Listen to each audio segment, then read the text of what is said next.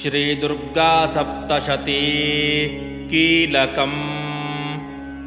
ॐ अस्य श्रीकीलकमन्त्रस्य शिवऋषिः अनुष्टुप्छन्दः श्रीमहासरस्वती देवता श्रीजगदम्बा प्रीत्यर्थं सप्तशतीपाठाङ्गत्वेन जपे विनियोगः।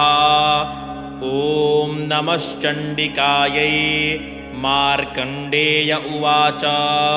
ॐ विशुद्धज्ञानदेहाय त्रिवेदी दिव्यचक्षुषे श्रेयःप्राप्तिनिमित्ताय नमः सोमार्धधारिणे।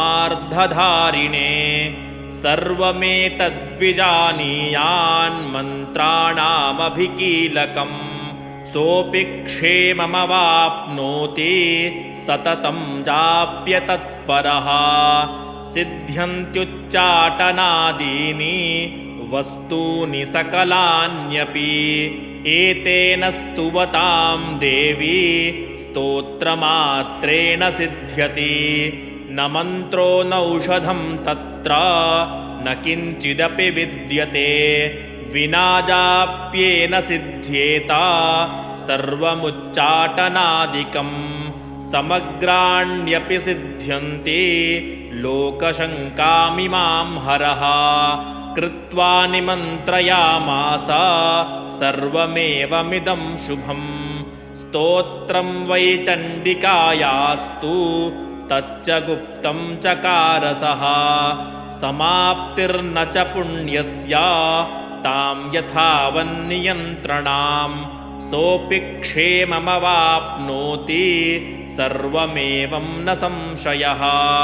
कृष्णायां वा चतुर्दश्याम् अष्टम्यां वा समाहितः ददाति प्रतिगृह्णाति नान्यथैषा प्रसीदति।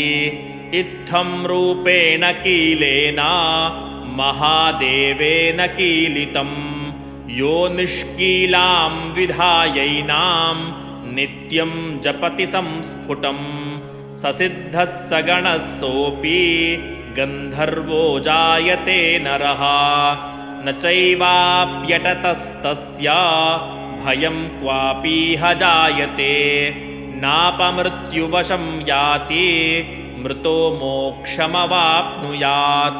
ज्ञात्वा प्रारभ्य कुर्वीत न कुर्वाणो विनश्यति। ततो ज्ञात्वैव सम्पन्नम् इदं प्रारभ्यते बुधैः। सौभाग्यादि च यत्किञ्चित् दृश्यते ललनाजने तत्सर्वं तत्प्रसादेन तेन जाप्यमिदं शुभम्। शनैस्तु जप्यमानेऽस्मिन् स्तोत्रे सम्पत्तिरुच्चकैः भवत्येव समग्रापि ततः प्रारभ्यमेव तत्। ऐश्वर्यं यत्प्रसादेन सौभाग्यारोग्यसम्पदः। शत्रुहानिः परो मोक्षः स्तूयते सा न किं जनैः। ॐ इति देव्याः कीलकस्तोत्रं सम्पूर्णम्।